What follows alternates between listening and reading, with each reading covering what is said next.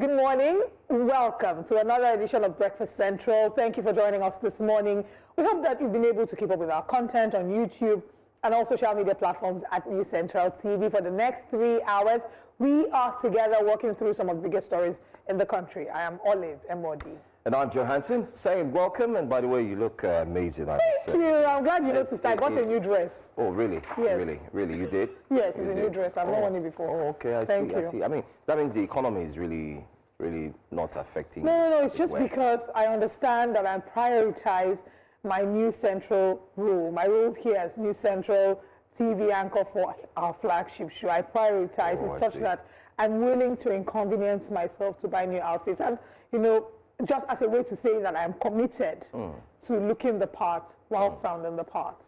That's quite thoughtful, you know. Thank you so much. Thank you. But Nigerians don't think like you're thinking. If we do a research or a report right now or an analysis, we'll find out that a cross-section of Nigerians don't agree that they have which one calls cross-section of Nigerians? Okay, they cut across those who have a job and those who don't have a job. Well, let's just say that those people are not working for News Central. If they were working for News Central, they would understand that News Central is really one of the best places to work, and you'll be glad to give your best.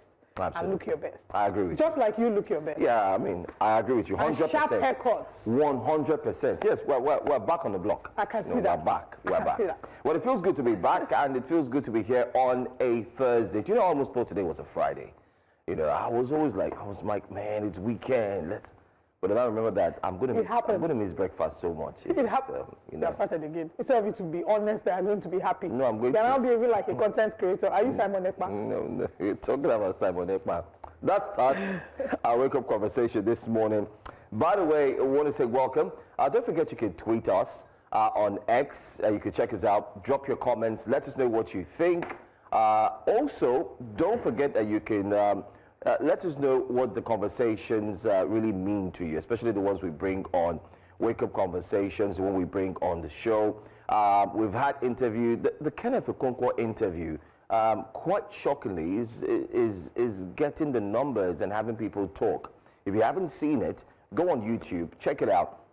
I think he spilled a lot and he spoke his mind, and you would agree and you would disagree. Whatever you feel like, just go ahead. Yeah, I've seen clips of the Kenneth Okonkwo interview, and people taking quotes out of it. They seem to agree with some of the things that he said in the video. The people who seem very pleased with what he had said in the interview. If you haven't yet seen it, there's a two-part interview.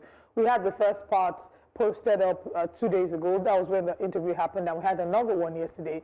So check News Central's YouTube to get the Kenneth Okonkwo interview. And he spoke about a number of things. He spoke about the Labour Party and their preparedness or lack of it for the 2027 presidential elections, and how the Labour Party, as is currently constituted, is not ready to be a vehicle to produce not the exact words, but not ready to be a vehicle to produce the next president. He also talked about a coalition and said that all these parties, they need to decide first what vehicle, that is what political party, before they decide who the flag bearers of this political party is. And this is because, of course, Nigerians have been wondering, is it this SDP, is it the Labour Party, are they moving to the PDP, or is it an NPP? Nobody's quite sure, but Kenneth Okonkwo strongly believes that a coalition is what is necessary to overturn the current reality of Nigeria being an APC-led country. Absolutely. Well said, well put together, well discussed. But let's go to Finland now. Just in case you don't know, Finnish prosecutors that are handling the case of pro-Biafran agitator, the one known as Simon Ekpa, are seeking 6-year prison sentence for him should he be found guilty. Now, Ekpa is standing trial on terrorism charges. In case you do not know, he appeared in the, I hope I get this pronunciation right, Pajat-Hame District Court on Friday last week for a preparatory hearing on terrorism-related charges, according to a Finnish local news medium called Lee. Now, the prosecutor reportedly cited substantial evidence of Ekpa's digital communications and activities. And just yesterday, on X, someone in Finland who happened to have been within the court decided to share what he had heard Simon Ekpa said. Now, He said Simon Ekpa denied having ties with IPOB and so on. But that's the tweet. Aji Busu Onye Mpiao, I hope I got that name right as well. Don't want to read that. But he said, just finished listening to Simon Ekpa's court proceedings, and I'm honestly in this belief. During cross-examination, he completely distanced himself from IPOB. Really? Claiming he's merely a content creator. According to him, everything he's done was simply acting, nothing more. Simon Ekpa's neighbor testified against him, claiming he often heard him say, Woto Promax. Wow, is the Woto? They're not going to say it like we say it. Yeah, Woto during phone calls. Out of curiosity, he did some digging and found it was allegedly a coded phrase Simon Ekpa used whenever he gave orders to his boys in Alaibo to go and kill. Ladies and gentlemen, to our viewers and to very interested Nigerians and those who have been calling for agitation and looking for a leader, there he is. But this is the claim by allegedly. Afam Deluxo, Allegedly. Right? Yes, if you also read the ones that have been reported by the papers as well, he's denied terrorism charges. They've brought a lot of charges before him. Let me just quickly read out one of the two. It still coincides with what the alleged statement. Let's say what the Finnish police is saying. Go ahead. Finnish police is saying that Mr. Ekpa has contributed to violence and crimes against civilians in southeastern Nigeria, and that is they argued that, or the court later ordered that he be imprisoned with probable cause on suspicion of public incitement to commit crime with terrorist intent. So you would see also here from, I mean, if you read the full article, they said yes, that there's the prosecution acknowledged that obtaining detailed information about the alleged terrorism-related acts would be difficult, considering that the activities are believed to have taken place in Africa, and they are demanding a 6-year prison sentence for Mr. Ekpa. So, I mean, we've been following this story, and what we're seeing as well and hearing is that the Nnamdi Kanu faction of the pro-Biafra agitators have denied Simon Ekpa that he's not one of them.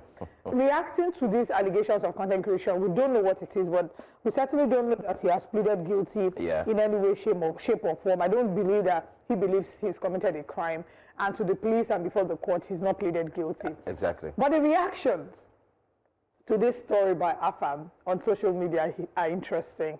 There are those who have now compared, they've made a comparison between him and Mazi Nnamdi Kanu, and saying that Mazi Nnamdi Kanu has never denied his association and his affiliation with the Indigenous People of Biafra, and that he will give his life if he has to, and sacrifice for IPOB, but that they do not see that level of dedication and commitment to him.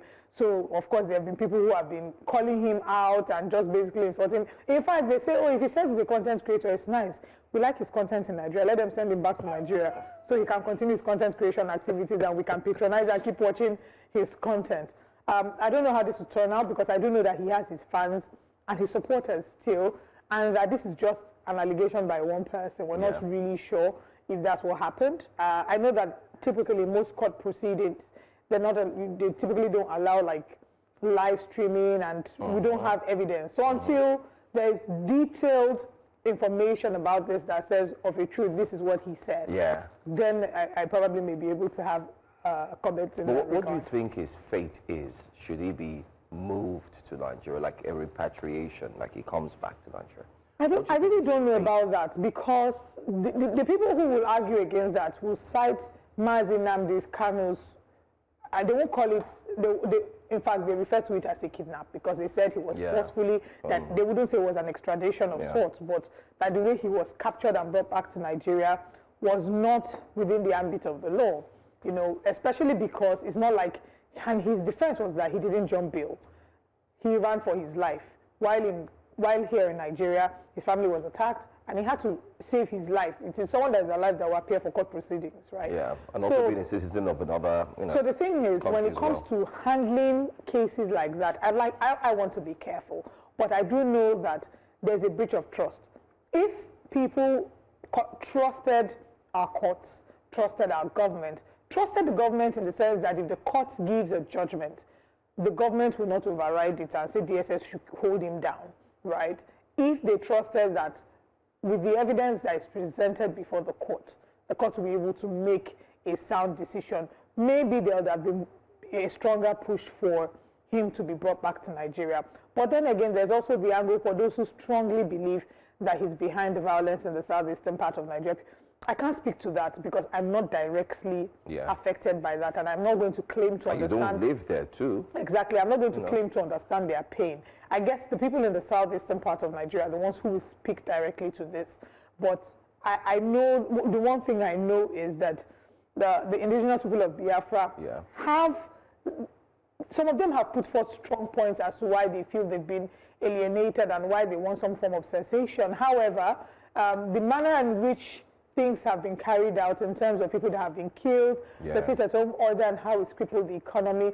There are a number of things, even though when you speak with Mazi Nnamdi Kanu, he's dissociated himself as well from the sit-at-home. Right? So it's a dicey situation. Again, I cannot claim to understand the depth of the impact that the crisis within IPOB has caused on the Anambra or all the people in the southeastern part of Nigeria. I'm not going to claim, but maybe we should ask them. So this is an open call to our viewers, those watching us from southeastern part of Nigeria. What are your thoughts regarding Simon Ekpa, the manner in which his case has been handled? Do you think he should be brought back to Nigeria? And do you have concerns about how the case might be handled? And maybe just bring us up to speed about the current situation of things in southeastern part of Nigeria. You can drop a comment. We're streaming live on YouTube, News Central Live. We probably will take your comment if you drop it before the end of this segment. And then you can also tweet at us individually. You can tweet at me at OliveMOD, and you can tweet at Drew at IamJohansson, or at News Central TV, so we can take your tweets. Absolutely. Let's now move from the southeastern part of Nigeria to northern Nigeria. Let's go straight to the story that we covered so much yesterday. Well, I told you about the flood in Mokwa community, and we did have members of that community speak with us. Our reporter is and was on ground yesterday, and he joined us live, giving us bit-by-bit details of what happened, the provisions that have been made for the victims of the flood and the areas and what the government would do. Yesterday, it was also announced here on Breakfast Central that a VP was expected to arrive in Niger State. And yes, he eventually did. He arrived yesterday. And it was a good one because it brought about a lot of confidence from the people. They also went ahead to ensure that they made provisions that would help the victims to at least manage the situation until every single thing is indeed handled. So the Vice President was there, Kashim Shettima. Talk about Senator Kashim Shettima. He was there yesterday. He also offered, the federal government had offered a total of, I think, about 2 billion naira was given to ensure that everything was erected back to normal. Their homes were set to, would be built again for them to have shelter. So I like the fact that that money was pledged. I also like the fact that they've said their homes should be constructed back so that they can go back and start living their lives again. Because one thing that usually happens is when there's a makeshift space for them, or you can call it, where they actually move them to first, and then move them to another place, and then they keep moving them here. I think we will just call it their holding place, or their IDP camp. One camp to the other. And before you know, the IDPs, internally displaced persons, would now forever remain there. Nothing else is done. But I like the fact that they said, listen, go ahead, give them that guarantee. And that's exactly what the federal government has done. So we're going to say kudos to the federal government on this one. Kudos because you've done well in heeding to the call of the people. Because remember when our reporter joined us yesterday, one of the key things he mentioned was that the victims were wondering if the federal government really cares. Because the state governor, we did hear, the first lady also was there. But then again, they also wanted to hear from the federal government, from the top, either from the president. And that's exactly what happened. And that's a very good one. And we say, well done. There you have the footage there where the vice president arrived, speaking to the locals there, and eventually also speaking with them one-on-one, letting them know what he's brought. in terms of good news, goodwill, and telling them that he's with them and they're going to ensure that they support them the best way possible. It's a natural disaster. One would only wish that this doesn't happen any longer. So, Olive, I don't know what you think about the Vice President. No, I think yesterday when we spoke about it, I thought that it was a good idea. I think that when things like this happen, you don't want citizens to ever feel like they're alone in their suffering. We commended the Borno State governor when he went to the front lines, when he went to, the different communities that had been attacked by or that had been plagued by bandits and terrorists. And we commended him for not just visiting them, but even spending the night there, even though people had asked him not to do that. So we think that it's great for morale when our leaders go to commiserate with the victims and the survivors. People have lost families. There are entire families that may have been wiped out, immediate family members. Again, yesterday, someone said he lost 9 family members in that flood. So it's important what he did, just going there to show support. So I'm a fan of, or I'm not a fan of us looking for something to always say, oh, they didn't do this, because I know that there are people who still criticize his visit. I think there was nothing wrong with that visit. Sure, some said that it shouldn't have been him, it should have been the president. So what's the president doing in Lagos? He should have taken the next flight. Preferably, I think that it would be great if the president could have visited them. It would have been great. But if we can't get the president, at least we can get the vice president, right? They're both the leaders of our nation. So I think that it was great. Well done. Kudos to the vice president or to the presidency for going to be with the people of Mokwa in this time and pledging their support. And also to mention that while we're talking about Salah is going to be celebrated in a few days. I think tomorrow and Monday. The people in Niger State, the government of Niger State has, there's not going to be any Salah celebrations. The update that we have here is that the Niger State government has cancelled the Hawan Bariki, Durbar, and other large-scale Eid al-Kabir festivities across the state. And this is for obvious reasons, because they're mourning. Over 200 bodies have been found. Over 3,000 houses have been, displaced, or families have been displaced. It's a really sad time for the people in Niger State.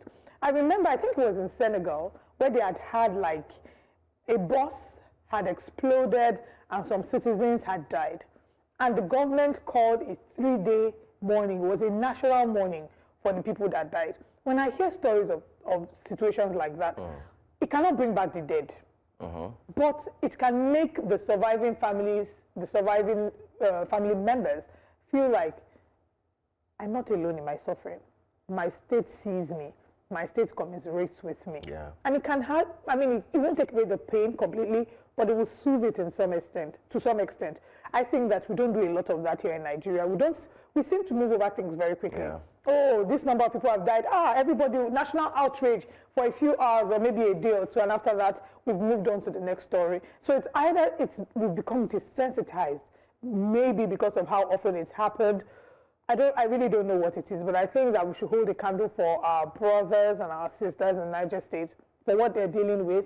As many organizations who can donate relief, they need relief and support in this time as much as possible. So let's please try to show up for them. Injustice to one is injustice to all. Unfortunately, this is an act of God, an act of nature because of climate change and the rains. However, this could have been avoided, or this can be avoided, because if we continue along this trajectory, it will happen again.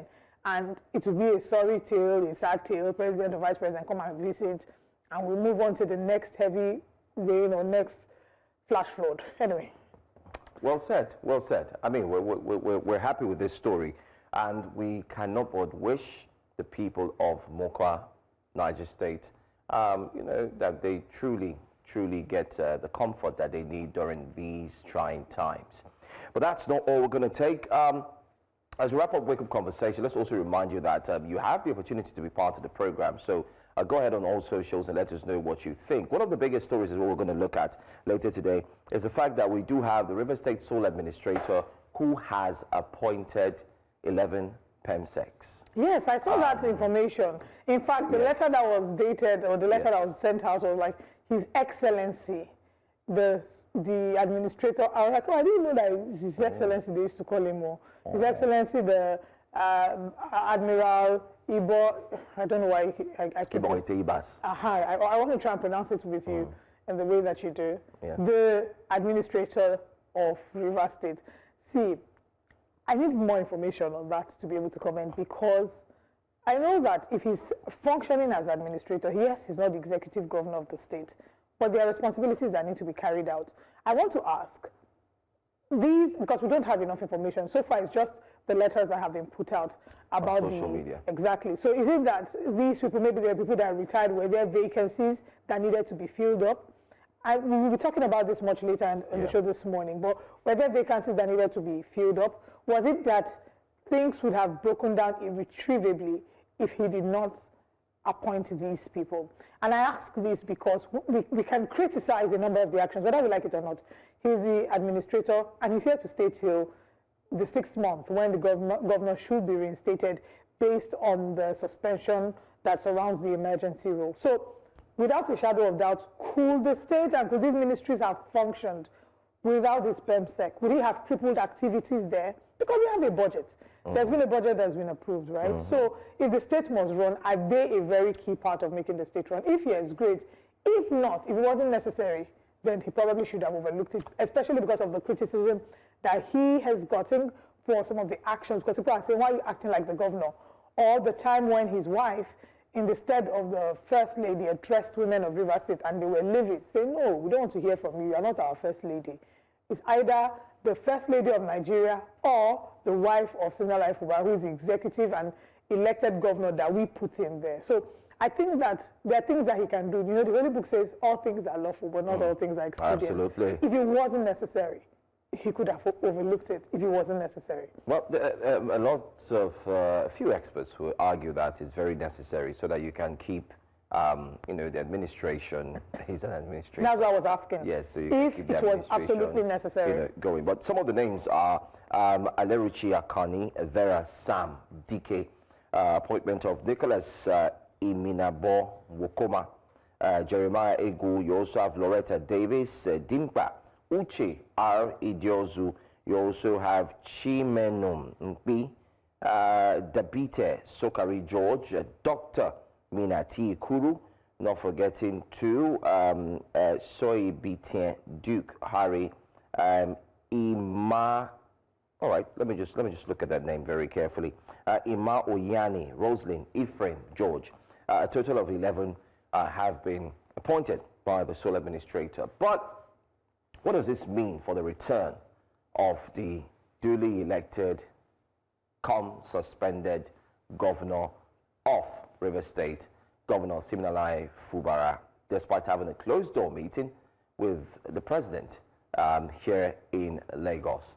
Are we going to see a return anytime soon with these appointments? Does it mean that the entire structure has now been restructured? Because remember, this conversation started from, I have a structure, don't take it out. And then one person said, I'm going to change the structure, and then appointed a few persons and so on and so forth. And now, before you know it, we have 4 months to go. So the question is, as we count down to the end of the 6 months, are we going to see the sole administrator finish?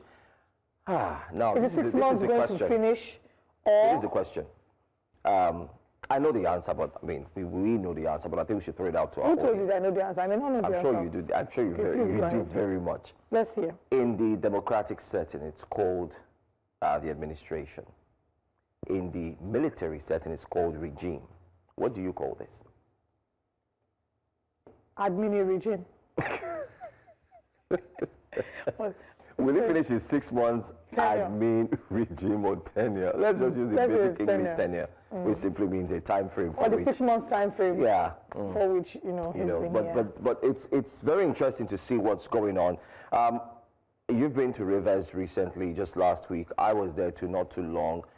Rivers is peaceful. It's like business as usual. Yeah, it's business I think the only issue that we will see in Rivers State would be because our reporter has gone to the waterways to cover some of the unfortunate incidents in terms of kidnaps, the insecurity on the waterways that has now impacted the quality of the life of citizens, especially because it's a major route that has to struggle through the insecurity challenges, which is a big deal, right? But other than that, you check the other parts of Port Harcourt, which is the state capital.